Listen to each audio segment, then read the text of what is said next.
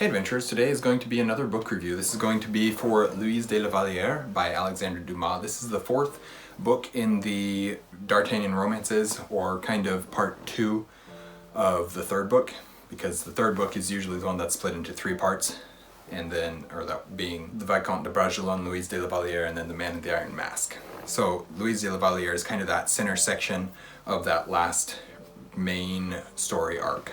This one is very heavily political. It's also very heavily romance, and as always, it's historical fiction like the rest of these stories. There is far less of the swashbuckling adventure part of this story. Now is a good time to mention that if you're enjoying what you're seeing from an Erudite adventure, please like, comment, and subscribe, and we'll get right back into this video.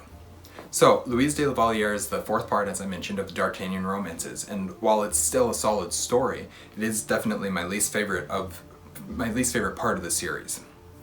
That doesn't make it bad by any means, it just doesn't exactly fit my taste. It's actually, I liked it a lot, so I liked it a surprisingly large amount for the fact that it was basically just a big romance story, and a mess of a romance at that. This one focuses a lot on the story of Louise de la Vallière at court, and there are, as always, several other storylines that are being followed, most of which were far more enjoyable to me than Louise's story. Louise's storyline focuses on her romance with the king and how all that worked and the politics caused by that relationship. The politics aspect of that was cool, the romance part was stupid. But, I don't know, I've talked to Kate and several other people now about the romances in Dumas' books, and we all agree that they're not always the best. That's one aspect that he could have used some help with. As always, it is still very well written and very engaging. Anytime one of the 4 main characters appears, meaning D'Artagnan, Athos, Porthos, or Aramis, it is amazing. The brilliance of their characters works so well in this story, and this book really sets up for the Man in the Iron Mask really well, which makes sense when you consider the fact that it's the middle part of the book, basically. What is this book called? I believe it's 10 years later is this last chunk of the book, last chunk of the story. The court politics was interesting and well written as well.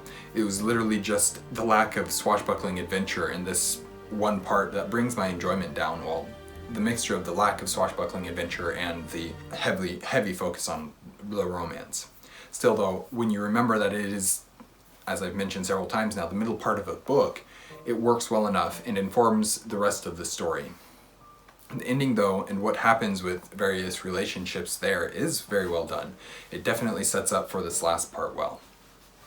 Overall, I thought it was a good read, just not as good as the other parts of this series.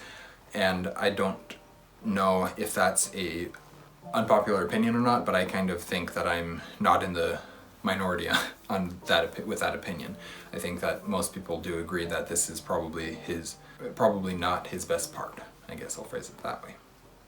Anyways, thank you guys for watching an Erudite Adventure. We post videos every Monday and Thursday and have our social medias linked in the description down below. We'll see you guys again soon. Stay warm.